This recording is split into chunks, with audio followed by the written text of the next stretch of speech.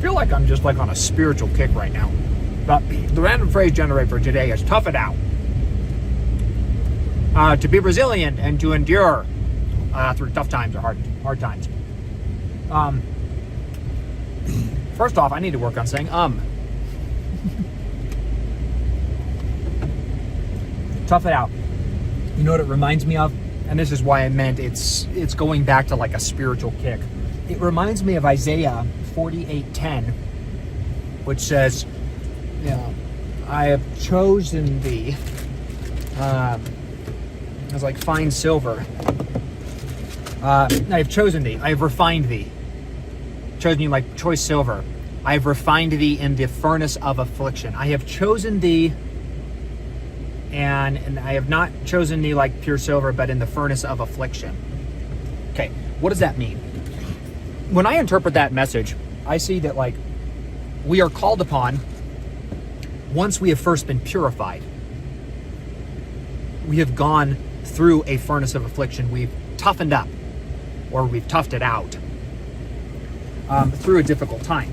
And if you were to take a simple concept like refining or purifying metal, and let's use silver as an example because we're talking right now about Isaiah.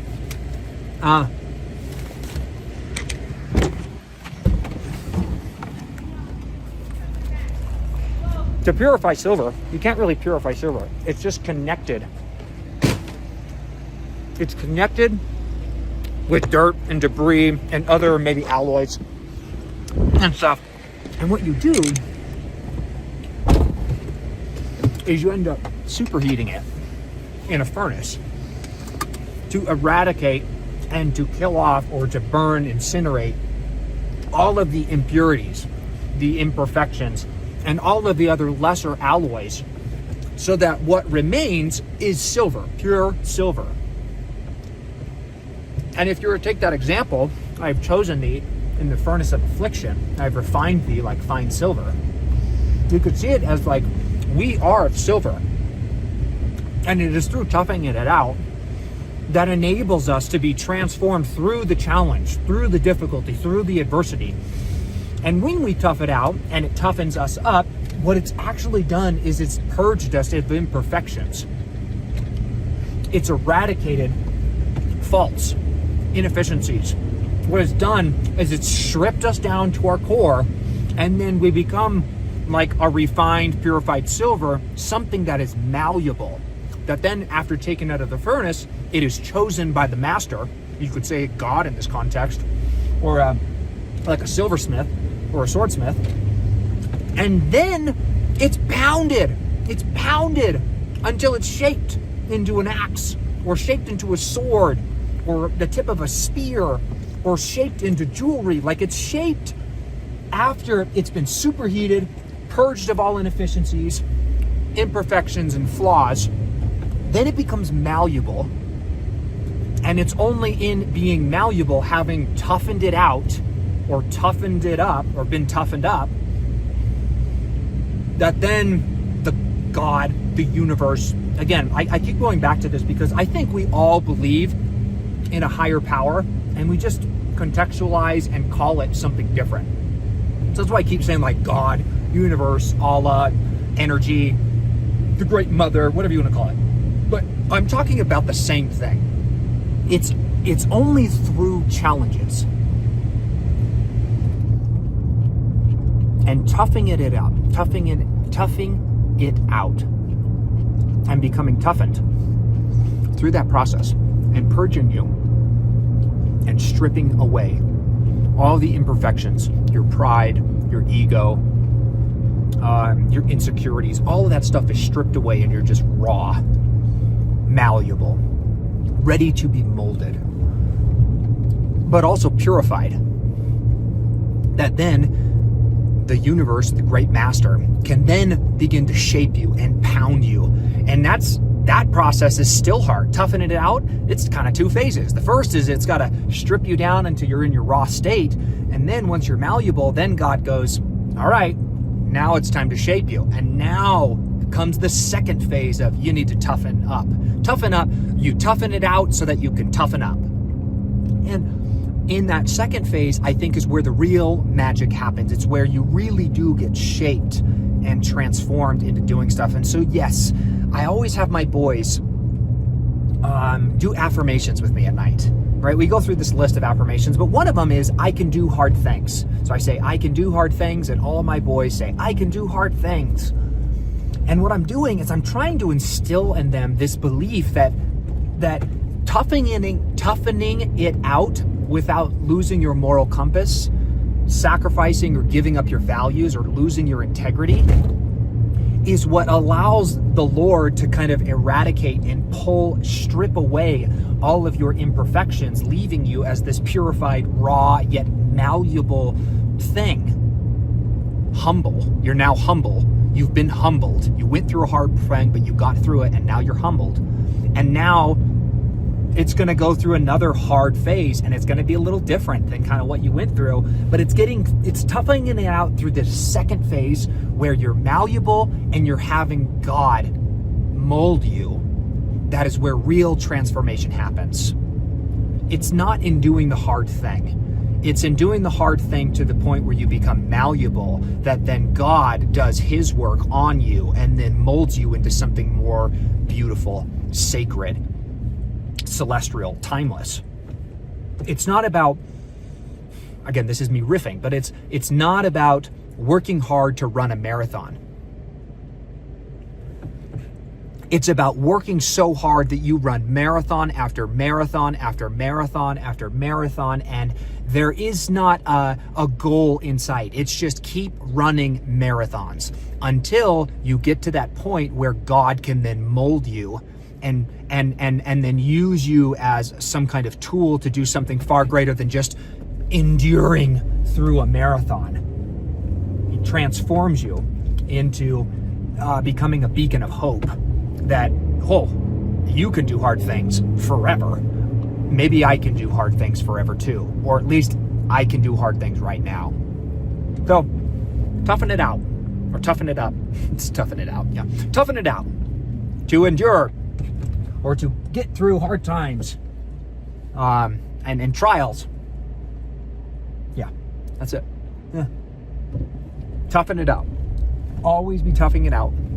And in doing so, you'll get to another phase where the Lord will choose you in the furnace of affliction and then begin to refine you as fine silver and begin to mold and shape you into a more beautiful and lethal tool in his work. And let's take like a religious context and let's swap it. So let's talk about a career, okay? If you're experiencing burnout, in my opinion, it's because you're not throttling correctly. You are personally you're not discerning like, ooh, here are my limits and I need to set proper boundaries and saying no to certain things so that I can keep safe my energy so I don't burn out. And the other thing too is there's two kinds of burnout. There's short-term burnout, and I would say that there's long-term burnout. The first kind, short-term burnout, happens because you don't know how to throttle your life correctly. The second kind of burnout happens with, like, you could say it's a spiritual burnout, where you're doing something and maybe you've optimized your life so that it's sustainable, but it's not fulfilling at all. So there's physical burnout, which you just crash and burn. Then there's like spiritual burnout, which is insidious. It's not tangible, and it kind of like creeps up on you over years, sometimes even decades of doing something that you were not called to do. You were not called to do. You were not put on this earth to do. I believe that every single one of us have a unique calling in life, but it is up to us and it is our own responsibility to figure out what that is, to discover the ideas that take a hold of us and the values that we want to embody and hopefully pass down to future generations, and then do that for the rest of our life. And so toughening it out, in my opinion, stems for both the physical realm into preventing you from physical burnout, but also spiritual burnout. And that for me is so much more important, something that I want my kids to see and to recognize and to be proud of that their father had and always maintained, which was this ability to endure to the end. Endure to the end. And to toughen it out spiritually and also physically, so that I can be this constant malleable entity, that God can mold me into whatever tool or instrument I need to be for him in like bringing to pass my purpose and his purpose on earth. And I feel down deep that my purpose on life, the reason I'm on this planet, it's kind of like empowering others to do more of what they love doing. Like that's what I feel my calling is igniting in people, and awakening the faculties within themselves of this idea that like, oh, I can do this. I can do this. And it's not going to be just this thing that I'm going to toughen it out. It is going to be finding out what I love doing, finding out what I am supposed to do here on earth. And Carrie, it has helped and empowered me to be able to figure out what I want to do with my life, figure out why I was here, why I am here on this planet, and then helped and equipped me with some of the tools needed in order to do more of that thing I love for the rest of my life. Because I have seen in my interactions with people, in the products that I invent, in the concepts and the methods and the philosophies that I am drawn to, it's all around this idea of like, I get excited about something because I see how if this thing can be shared with the world, it could empower everyone else to do more of what they love doing. Oh, that's so exciting. That's so exciting. That's so energizing for me. So energizing for me.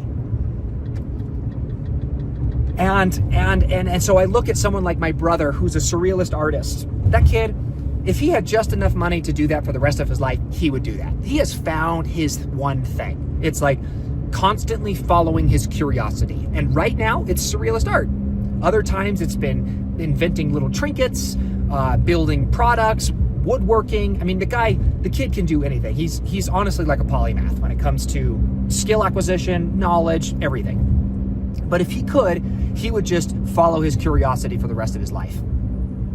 And what I have seen is that when I am talking with him and I provide him opportunities to work with me and I can work with him on a project we're both excited about, but it's requiring the best of his abilities and really stretching him outside of his comfort zone to help me in making this project a reality, that's where I see Jeremy most fulfilled.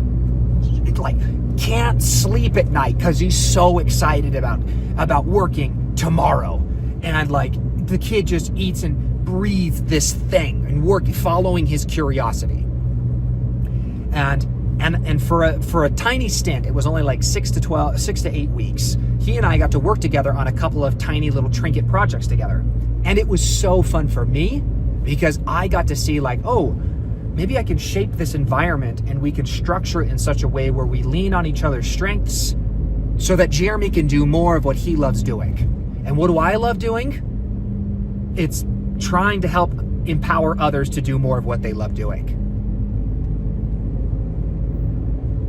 So, toughen it up, toughen it out, and do so to the point where you are malleable. Oh, so this is the long one, but I'm going back to this. Okay, so here's what I was going to say. If you find your calling, like you want to do photography, like, you know, my buddy Mike Biggins, who I'm going to go see later today, which I'm so excited about. If you found your passion, it's like photography, and this is the thing. Okay, you can't, in your free time, this is what you think about is photography and taking more photos or doing something different, you know, that kind of thing. The way to, first of all, you have either landed on it perfectly or it's down this straight and narrow path. So maybe it's not photography, maybe it's doing a certain kind of photography, but it's in pursuing this adventure, this pathway that you'll end up stumbling upon like, oh, it's portrait photography. That's what I love doing. And it's portrait photography of families on a gray backdrop. That's the kind of photography that's calling to me. I could do this for the rest of my life, etc. And in doing that, figuring out what you love, and that's really where, like, where does your mind, what are you constantly curious about, or what are you constantly thinking about, will help to prevent the second phase of burnout, which is spiritual burnout.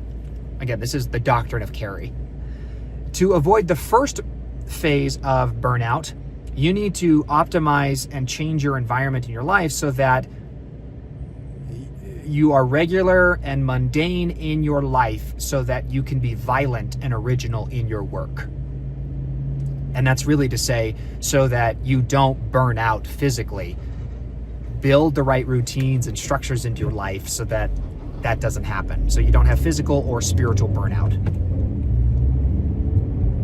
And then what? Then it's toughen it out. Then it's like when you don't feel like doing what you're passionate about, it's toughening it out. When it's like, dang it, I need to pay bills this month, but I don't know how to, and I'm stressing about that. Like, toughen it out. Figure it out. Because that, following your passion and following what you love doing, that is the number one, I feel, the most important thing that you should be doing for the rest of your life. And it means that you haven't optimized your life correctly in order to do that for the rest of your life. And so toughen it out, because if you get through that and that furnace is so effing hot, so like, oh my gosh, that stress and that anxiety about making ends meet was so unbearable, I never want to touch that again. Allow that to be the God telling you that, like, hey, look, you haven't gotten finances figured out. So, like, come up with a side hustle if you have to, that's going to help you maintain your lifestyle or cut back on expenses or something, so that you're not having to ever deal with this furnace of affliction again, which is this crippling anxiety of making ends meet, so that that process in a humbled state allows you to think differently and to change your behaviors so you never have to deal with this again. And this inspiration I would call from God, which is like, you got to figure out a way so that this doesn't happen again. And maybe it's getting a side hustle or getting a part-time job or building up a larger nest egg or leaning up or whatever. And then as that begins to mold you and shape you, you toughen it out again. And then it begins to transform you into someone who has a steady income and who's able to do what they love doing indefinitely. So toughen it up.